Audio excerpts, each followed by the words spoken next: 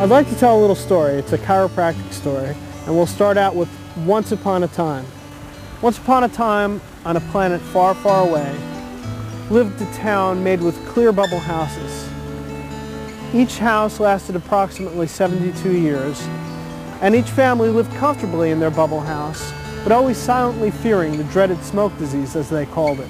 You see, it was terribly cold outside of the bubbles, and so the bright sunshine outside, combined with the fireplace inside of each bubble, would keep each family nice and cozy, well adapted to their environment. But often in a bubble's lifetime, about 72 years, a strange thing could happen that would threaten the bubble's balanced environment. The dreaded smoke disease would begin to accumulate in the house. It was usually unnoticeable at first, but gradually, those living in a house that had been struck by smoke disease would realize that the sun did not appear as bright as usual, but this was not considered a big problem. Anyone could easily purchase the common over-the-counter Sunlight glasses at the local pharmacy. In actuality, smoke was building within the house because the chimney column would begin to collapse, blocking the passageway for the smoke. As the disease worsened, more smoke would cloud the bubble house, making it more and more difficult to function without admitting that something was different. Something had to be done. The time had come to call the bubble family smoke doctor. He asked the common questions. Did they have a history of smoke disease? What part of the house was the most affected? Did they have any chills, weight loss, window pain? He took the typical tests: visual clarity, smoke allergy, urine in the house samples. He would call them back later that day with his findings. The family sat nervously in the smoke-diseased bubble house, coughing, cold, hungry, and waiting. Since the smoke disease had struck the house, even the crops couldn't grow as well. Finally, late that evening, Dr. Poorson called with the happy news. I am increasing your Sunlight glasses to a prescription strength and adding some high-pressure smoke-reducing tablets to your bubble ventilator as a precaution.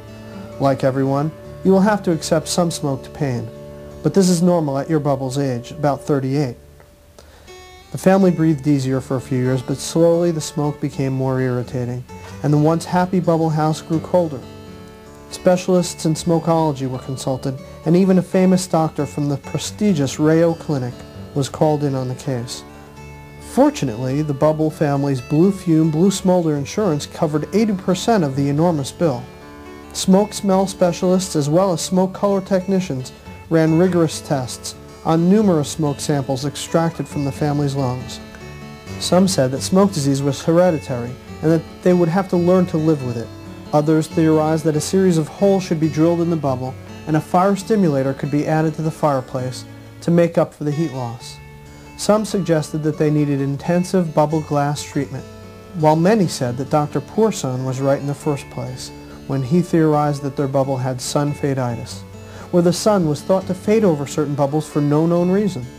A breakthrough in artificial lighting could now increase the life expectancy of a bubble house with sun faditis to the average 72 years.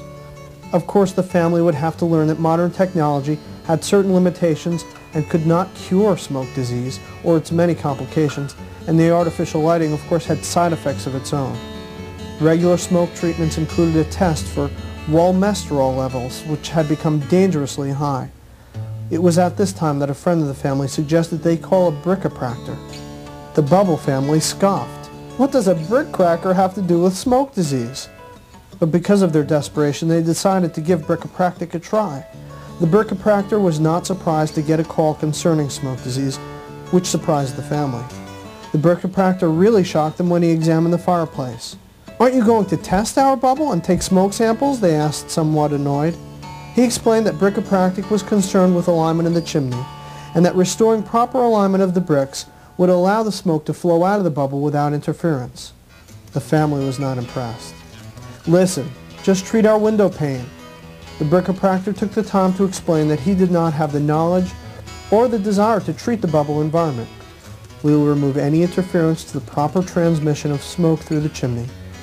If your bubble has the potential to be clear and healthy with a better air supply, then it will take care of your smoke problems on its own.